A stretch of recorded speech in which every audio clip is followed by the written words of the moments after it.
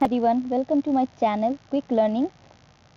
और इसी के साथ चलिए आज हम लोग स्टार्ट करते हैं क्लास 8 सब्जेक्ट विज्ञान साइंस। और जो चैप्टर है वो है फर्स्ट। ये हमारी सेकंड वीडियो है। फर्स्ट वीडियो में हम सभी ने पढ़ लिया था कि फसल उत्पादन एवं प्रबंधन जो है किस तरीके से इसका शुरुआत हुआ था। और हम सभी ये जान गए थे कि जो हमारे भोजन के जो स्रोत है वो मुख्य प्रकार से दो तरीके के स्रोत हमारे भोजन के हैं। ये जान गए थे कृषि जो है, कृषि पद्धति की शुरुआत किस तरह से हुई थी, ये सब हम सब जान गए थे। देन हम खरीफ फसल और रबी फसल के बारे में भी हम सब पढ़ चुके थे।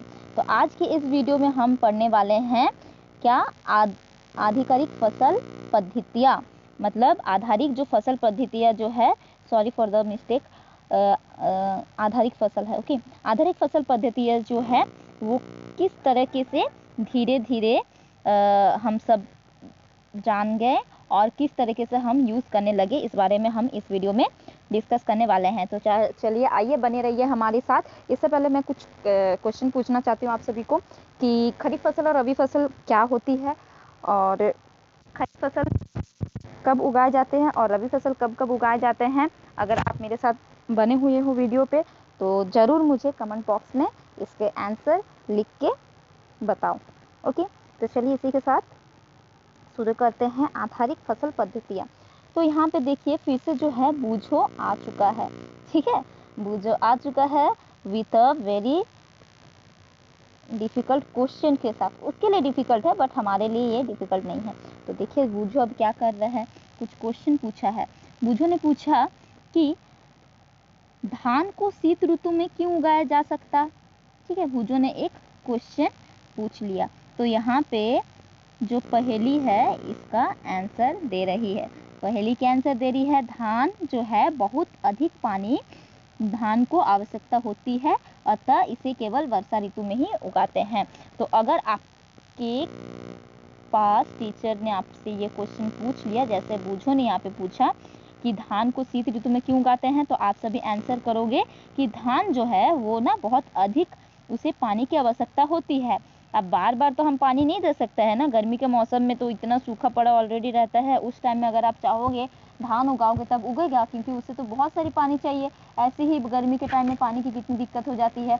तो इसी वजह से हम क्या करते हैं, धान को हम लोग क्या करते हैं केवल वर्षा ऋतु में ही उगाते हैं, और उसे हमें शीत ऋतु में इसलिए हम लोग उगा नहीं सकते हैं, ना ही ग्रीष्म ऋतु में उगा सकते हैं। जैसे कि बूझो ने यहाँ पे सवाल किया था कि शीत ऋतु में क्यों नहीं उगाया जा सकता है, तो इसका आंसर सभी को मिल चुका है। चलिए नेक्स्ट जो है हम इसके बारे में अभी बूझो और पहेली का जो क्वेश्चन आंसर राउंड था वो हमने पढ़ लिया। अभी नेक्स्ट हम लोग पढ़ने वाले हैं जो फसल जो है उसकी आधारिक पद्धतियाँ क्या क्या है। तो फसल उगाने के लिए किसान को अनेक क्रियाकलाप जो सामयिक अवधि में करने पड़ते हैं, ठीक है। अब आप देखेंगे कि यह क्रियाकलाप उस प्रकार के हैं जिनका उपयोग माली अथवा सजावटी पौधे उगाने के लिए करते हैं, ठीक है। यह क्रियाकलाप अथवा कार्य कृषि पद्धति कहलाती है।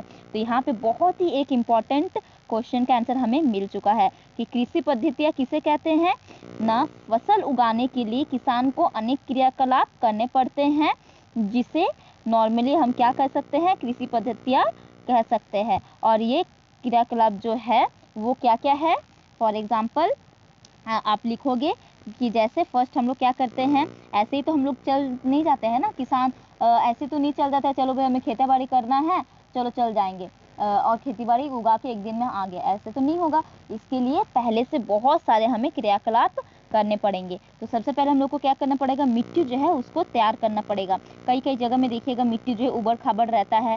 तो खेती बाड़ी में आप लोग गाँव अगर जाओगे या फिर जो गाँव में रहते हो वो ज़रूर जानते होंगे, जो सबसे पहले खेती बाड़ी करने से पहले हम लोग क्या करते हैं, मिट्टी को कोड़ के हल से या फिर बैल से ट्रैक्टर चला के उसको क्या करते हैं, तैयार करते हैं, ठीक है।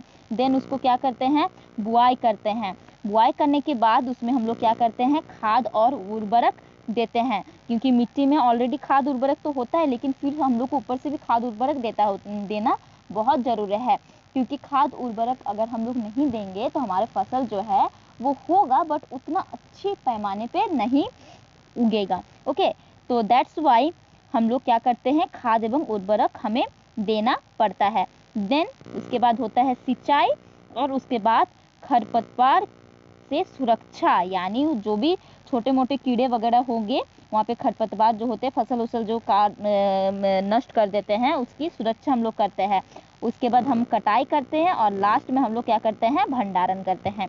भंडारण यानी एक जगह से दूसरी जगह हम लोग इसे बेचते हैं, यहाँ पे अपने घर में रखते हैं, ये सारी चीज़ होती है। तो इस तरीके से जो है कृषि जो पद्धतियाँ इस तरीके से आगे बढ़ते हैं। तो चलिए हम लोग आज जो है इस वीडियो में हम लोग सबसे पहला जो है ना, पहला जो है क्या, मिट्टी को तैयार करना, किस तरीके से जो मिट्टी है तैयार होते हैं उस बारे में हम लोग देख लेते हैं। तो मिट्टी तैयार कैसे होता है जानते हैं। चलिए, फसल उगाने से पहले मिट्टी को तैयार करना क्या प्रथम चरण कहलाता है। ठीक है, मिट्टी को पलटना तथा इसे पोला बनाना कृषि का अत्यंत महत्वपूर्ण कार्य है, क्योंकि अगर मिट्टी को हम लोग तैयार नहीं करेंगे तो हम उसमें खेती जो है जो फसल कैसे बोएंगे। अगर मिट्टी सोचे एकदम सॉलिड है तो उसके ऊपर तो आप जाके ही ऐसे तुरंत बीज तो नहीं उसमें बो सकते हो, उसको तो कटाई करना पड़ेगा ना अच्छी तरीके से। तो इसीलिए प्रथम चरण हम लोग को क्या करना पड़ता है, मिट्टी को उलट पलट करना पड़ता है, कोड़ना पड़ता है, ताकि मिट्टी जो है थोड़ा सा नरम हो जाए, उसमें थोड़ा सा नमी आए, थोड़ी सा आर्द्रता आए, और ताकि हमें आगे जाके मदद मिल सके। तो इससे जुड़ी भूमि गहराई तक जा सकता है। पोला मिट्टी की गहराई में धसी जड़ें भी सरलता से श्वसन कर सकती है इसके मदद से। ठीक है, और पोली मिट्टी किस प्रकार पौधे में जड़ों को सरलता श्वसन कराने में सहायक है, यहाँ पे एक क्वेश्चन आ रहा है। तो पोले मिट्टी में रहने वाले केंचुओं और सूक्ष्म जीवों की वृद्धि करने में सहायता करती है। पोले मिट्टी जो है वो काफ़ी हमारे लिए मददगार है। क्यों? क्योंकि ये मिट्टी में रहने वाले जो सूक्ष्म जीव है उसको वृद्धि कराने में काफ़ी हेल्प करती है, और वो जो सूक्ष्म जीव जो है वही आगे जाके किसान को हेल्प करते हैं फसल को आगे बढ़ाने में। इसलिए ये जीव किसानों के क्या है, मित्र है, क्योंकि ये मिट्टी को पलट कर पोला करते हैं, क्योंकि मिट्टी को जो है यही बहुत अच्छा उपयोगी में लाते हैं और पलट कर इसका पोला करते हैं। और परंतु मिट्टी को पलटना और पोला करना क्यों आवश्यक है, यहाँ पे आप भी ऑफकोर्स आप क्वेश्चन पूछ सकते हो कि मैम आप जो बार बार बोल रहे हो मिट्टी को पोला करो पलटो, ये क्यों इतना ज़रूरी है। तो आप पिछली जो कक्षा जो है उसमें आप पढ़ चुके हैं कि मिट्टी में क्या क्या है, खनिज है, जल है, वायु है, और तथा खनिज जल वायु है तथा कुछ सजीव होते हैं मिट्टी में। मिट्टी जो आप देखते हो सिर्फ मिट्टी थोड़ी होती है कि ऐसे सिर्फ एक काला तरीके से देखता है, उसमें अगर आप अच्छा से अगर जांच करोगे तो उसमें हमें क्या क्या मिलेगी, खनिज मिलेगी, ऑफकोर्स जल तो थोड़े से मिलेगी, वायु भी मिलेगी तथा कुछ सजीव भी मिलेगी जो कि सूक्ष्म जीव वगैरह होगी। ठीक है, तो इसके अतिरिक्त मृत पौधे एवं जंतु भी मिट्टी में पाए जाने वाले जीवों के द्वारा अपघटित होते हैं, समझे। तो इसी प्रक्रम में मृत जीव में पाए जाने वाले पोषक मिट्टी में नियुक्त होते हैं।